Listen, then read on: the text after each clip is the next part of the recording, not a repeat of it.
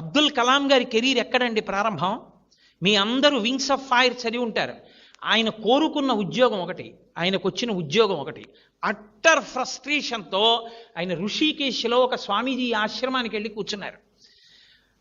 Total dejection, ముఖంలో నీరసం స్పష్టంగా కనిపిస్తోంది. నేను ఒకందుకని చదివాను, నాకు ఈ ఏరోనాటికల్ ఫీల్డ్లో ఉద్యోగం వచ్చింది. ఆయనకి ససేమిరా ఇష్టం లేదు.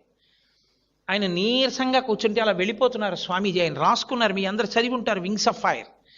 ఆయన ఈ పిల్లాడిని పిలిచారు, అబ్దుల్ కలాం గారిని.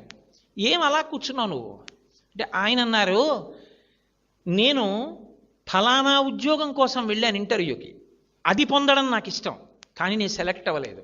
ఈ ఉద్యోగం చేయడం నాకు ఇష్టం లేదు, ఏదో ఇంటర్వ్యూకి వెళ్ళాను, దీనికి సెలెక్ట్ అయ్యాను. ఇప్పుడు నాకు ఈ ఉద్యోగం చెయ్యాలని లేదు, నాకు ఇష్టం లేదన్నారు. అంటే ఆ రోజున ఆ స్వామీజీ ఓ చిరునవ్వు నవ్వి అన్నారు, నువ్వు కోరుకున్నదే నీ జీవితంలో దొరకాలని ఎందుకు అనుకుంటున్నావు? ఈశ్వరుడు నిన్ను ఏం చెయ్యాలనుకుంటున్నాడో అని ఆలోచించి ఈశ్వర నిర్ణయంగా దానికి ఎందుకు వెళ్ళలేకపోతున్నావు? ఏమో ఈశ్వరుడు నీ ద్వారా ఈ జాతికి ఏం చేయించాలనుకుంటున్నాడో అన్నారు. ఆ మాట ఆయన మీద పని చేసింది, యాక్సెప్ట్ చేశారు కాబట్టి. అంతే.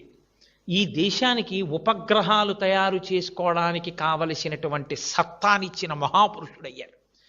ఆ కారణంగా రాష్ట్రపతి పదవికి రెండో మాట తృణప్రాయంగా వదిలి విద్యార్థులతో మాట్లాడడమే నాకు ఇష్టమని కాలేజీకి యూనివర్సిటీకి వెళ్ళి పిల్లలందరితో ఎంతో సంతోషంగా, ఏమి అబ్దుల్ కలాం గారండి, అది క్యారెక్టర్ అంటే. అందుకు నేను మురిసిపోయేది. మహానుభావుడు రాసుకున్నారు ప్రిఫేస్లో, అమ్మా ఇవాళ ఈ అబ్దుల్ కలాం భారత రాష్ట్రపతి, ఇవాళ ఈ అబ్దుల్ కలాం భారతదేశానికి డిఫెన్స్లో కావలసినటువంటి అనేక ఉపగ్రహాల యొక్క నిర్మాత, ఇవాళ ఈ అబ్దుల్ కలాం భారతదేశం అంతటి చేత గౌరవింపబడిన వ్యక్తి. కానీ అమ్మ, అబ్దుల్ కలాం అని పిలువబడేటటువంటి ఈ శరీరంలోకి ఇంత మేధాశక్తి ఎక్కడి నుంచి వచ్చిందో తెలుసా? రామేశ్వరంలో ఒక పెంకుటింట్లో నేను గుడ్డి దీపం కింద చదువుకుంటూ రాత్రి 8 గంటలకి ఆకలేస్తే పళ్ళెం పట్టుకుని పరిగెత్తుకుంటూ నీ దగ్గరికి వచ్చి నీ కాళ్ళ దగ్గర కూర్చుని, అమ్మా నాకు ఆకలేస్తోందమ్మా అంటే నువ్వు పొయ్యి దగ్గర నిలబడి ఇలా అటు ఇటు తిప్పినటువంటి నూనె వెయ్యని 2 రొట్లు నా పళ్ళెంలో వేసి అత్యంత ప్రేమతో కూర వేసి నా తల మీద చేతితో నిమిరి, నాన్న నువ్వు ఎంతో వృద్ధిలోకి రావాలి, బాగా చదువుకో అంటూ నువ్వు పెట్టిన రొట్టెలు ఈ అబ్దుల్ కలాంలో ఇంత మేధాశక్తిగా మారాయమ్మా. నేను ఎదురు చూస్తున్నది ఏదో తెలుసా? ఏదో ఒకనాడు అబ్దుల్ కలాం అని గౌరవింపబడినటువంటి ఈ శరీరం పడిపోతుంది. ఒకనాడు నీకు నమస్కరించాను, అమ్మా ఇవాళ ఈ గౌరవాలు అందుకున్న నీకు నమస్కరిద్దామంటే నీ శరీరం నాకు అందుబాటులో లేదు. అమ్మా ఈ శరీరం అంటూ పడిపోగానే నేను చేసే మొదటి పని, నువ్వు ఏ శరీరంతో ఏ లోకానికి వెళ్ళగలిగావో ఆ లోకానికి ఆ శరీరంతో వచ్చి ఈ పృథ్వీ మీద ఇంత గౌరవానికి కారణమైన ఆశీర్వచనం చేసిన నీ పాదాలకి నా తల తాటించి నమస్కరిస్తానమ్మా అని రాసుకున్నారు. అది కొడుకంటే. ఇలాంటి కొడుకుతనం లేనివాడు ఎంత గొప్పవాడైతే ఎవడకు కావాలండి? కట్టుకున్న సతిని నట్టేటిలో ముంచి కన్నవారి నోట గడ్డ కొట్టి సభలకెక్కువాడు చచ్చు పెద్దమ్మరా లలిత సుగుణజాల తెనుగుబాల.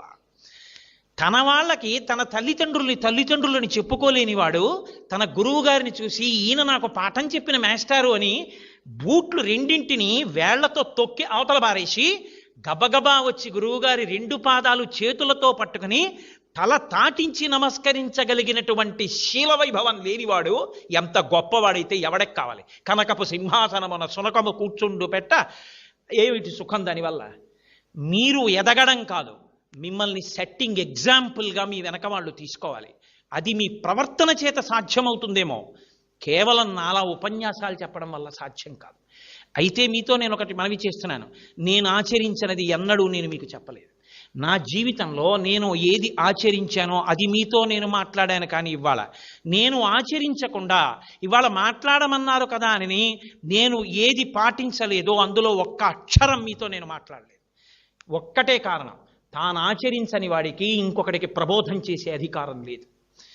కాబట్టి నేను మీ అందరి యొక్క అభివృద్ధిని కోరి ఒక పెద్దవాడిగా, మీకొక మేనమామగా మీరు అంగీకరించగలిగితే మీ చేత నమస్కారమునకు యోగ్యుడైనటువంటి ఒక అనుభవం కలిగిన వ్యక్తిగా నేను మీ అభ్యున్నతిని కోరి ఇవాళ నా శ్వాసని వాక్కుగా మార్చి స్వార్థం లేదు. ఏ ఒక్కరైనా తమ దోషాన్ని దిద్దుకోగలిగితే నాకు చాలు. నేను మీతో ఎప్పుడూ మనవి చేసేది ఒకటే, మీ ఎమోషన్స్ని చల్లార్చగలిగినది ఒక్కటే లోకంలో. పెద్దలు ఇచ్చిన సాహిత్యం మీ దగ్గర పెట్టుకోండి. రాజా రామ్మోహన్ రాయ్ జీవిత చరిత్ర ఎప్పుడైనా మీరు చదవండి. ఎంత కష్టపడితే ఆయన సతీ దురాచారాన్ని ఈ దేశంలో ఆపగలిగాడో మీకు అర్థమవుతుంది. నేను అనేది అదే, ఎప్పుడూ గ్రూప్ సబ్జెక్ట్స్ మీ క్యారెక్టర్ బిల్డింగ్ ఇవ్వలేవు. అప్స్ అండ్ డౌన్స్ని తట్టుకోగలిగిన శక్తి ఎక్కడి నుంచి వస్తుందంటే, ఒక భగవద్గీత వ్యాఖ్యానాన్ని మీ దగ్గర పెట్టుకుని ప్రతిరోజు ఒక శ్లోకాన్ని చదువుకోండి. భగవద్గీత కించిదధీత అంటారు. శంకరాచార్య స్వామి వారి వాంగ్మయాన్ని మీ దగ్గర పెట్టుకుని చదువుకోండి. ఒక వివేక చూడామణి ఒక పుస్తకం పెట్టుకుని దగ్గర పెట్టుకోండి. చంద్రశేఖరేంద్ర సరస్వతి స్వామి వారు చేసిన అనుగ్రహ భాషణాలు, స్టూడెంట్స్ను ఉద్దేశించి ఆయన చేసిన ప్రసంగాలు దాదాపు 200 భాషలలోకి ప్రపంచవ్యాప్తంగా తర్జుమా అయి వాళ్ళ ప్రపంచవ్యాప్తంగా చదువుకుంటున్నారు విద్యార్థులు. ఆ ప్రసంగ పాఠాలని మీరు చక్కగా మీ అందుబాటులోకి తెచ్చుకుని ప్రతిరోజు 2 పేజీలు ఉంటుంది. మీరు నిద్రపోయే ముందు ఒక్కసారి ఒక ఆర్టికల్ ఆయన చెప్పింది చదవండి. మీరు ఒక్క ఆర్టికల్ ఆయన చెప్పింది చదివితే మీ మీద అది ఎంత ప్రభావం చూపిస్తుందో మీరు జ్ఞాపకం పెట్టుకోండి. మీరు ఎక్కడికి వెళ్ళినా మీ బ్యాగ్లో మేక్ ఇట్ ఏ హ్యాబిట్. తప్పకుండా మీకు అభ్యున్నతిని కల్పించగలిగినటువంటి రైటర్స్ యొక్క పుస్తకాల్ని మీరు మీ బ్యాగ్లో పెట్టుకోవడం అలవాటు చేసుకోండి. నేను అత్యంత ఇష్టపడేది ఏమిటంటే, మీరు మీ మామయ్య వచ్చినప్పుడో, మీ అత్తయ్య వచ్చినప్పుడో, మీ అన్నయ్య వచ్చినప్పుడో, మీరు నాన్నగారితో వెళ్ళినప్పుడో, మీరు నాన్నగారు నాకు ఆ పుస్తకం చదవాలనుంది అని ఒక మంచి పుస్తకాన్ని సెలెక్ట్ చేసుకోండి. మన దరిద్రం ఏమిటంటే, ఇవాళ ప్రింటింగ్ ప్రెస్ టెక్నాలజీ వచ్చేయడం వల్ల ప్రతివాడు రచయితే.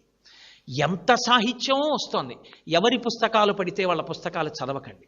సెలెక్టెడ్గానే బుక్స్ని చదవండి. అది మీ బుర్ర పాడు చేయకుండా ఉంటుంది. వివేకానంద స్వామి చేసినటువంటి ఉపన్యాసాలు చదవండి. మీలో ఎంత గాంభీర్యం, ఎంత ధైర్యం వస్తుందో.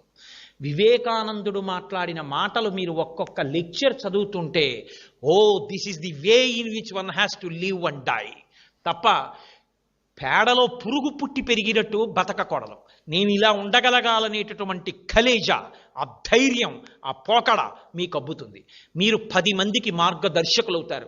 అరణ్యంలో ఎన్నో జంతువులు ఉండొచ్చు, కానీ ఏ జంతువు నడిచినా వానాకాలం తర్వాత వచ్చినటువంటి లతలు తీగలు అల్లుకుపోతే వాటిని తింపి వెళ్ళగలిగిన స్థితి ఏ జంతువుకి ఉండదు. పులి కూడా వెళ్ళలేదు, అన్ని తీగలు అల్లుకుపోతే. అన్నీ అల్లుకుపోయినా ఒక ఏనుగు నడిచి వెళ్ళిపోయింది అనుకోండి, మార్గం వచ్చేస్తుంది. ఒక ఏనుగు నడవగలిగితే వర్షాకాలం తర్వాత అరణ్యంలో మార్గం వచ్చి కుందేళ్లు కూడా వెళ్ళినట్టు, మీరు మహాత్ముల యొక్క పుస్తకాలు ప్రతిరోజు రాత్రి ఒక్క 10 నిమిషాలు చదివి పడుకోవడం మీరు అలవాటు చేసుకుంటే, ఎందరు మహాపురుషులు, శృంగగిరి పీఠాధిపత్యం వహించిన చంద్రశేఖర భారతి ఒక మాట చాలండి జీవితాన్ని మార్చడానికి. కొన్ని వేల మంది వచ్చి వెళ్ళిపోతుండేవారు పీఠాధిపతి దర్శనం లేక. ఆ పీఠాధికారి వెళ్ళి అడిగాడు, ఎందరో వస్తున్నారు దర్శనానికి, వెళ్ళిపోతున్నారు. అయ్యా మీరు ఎప్పుడు దర్శనం ఇస్తారు, వాళ్ళతో ఎప్పుడు మాట్లాడతారు, వాళ్ళ బాధలు ఎప్పుడు అర్థం చేసుకుంటారన్నారు.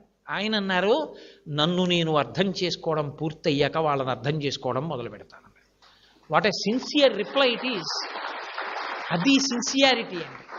రామకృష్ణ పరమహంసవి tales and parables of Sri Ramakrishna అని ఉంటుంది. మీరు ఆ పుస్తకం చాలా తక్కువ రేట్లో దొరుకుతుంది. అదేం పెద్ద పుస్తకం కాదు, షార్ట్ స్టోరీస్తో ఉంటుంది. కానీ ఎన్ని నీతులు ఉంటాయో నిజంగా యు గెట్ అమేజ్. ఇవాళ దేశంలో వచ్చిన పెద్ద దరిద్రం ఏమిటంటే, తెలుగు మాట్లాడాలా ఇంగ్లీష్ మాట్లాడాలా. నేను మిమ్మల్ని మీకు ఇదే నేను స్పష్టత లేని విషయం అని చెప్తున్నాను. తెలుగు మాట్లాడితే ఇంగ్లీష్ మాట్లాడలేదని కొడుతున్నారు, ఇంగ్లీష్లో మాట్లాడితే తెలుగు రాదని కొడుతున్నారు. వాళ్ళకే స్పష్టత లేదు. తెలుగు ఇంగ్లీషు 2 తల్లి భార్య లాంటివి. నాకు తల్లి తెలుగు, నా భార్య ఇంగ్లీష్.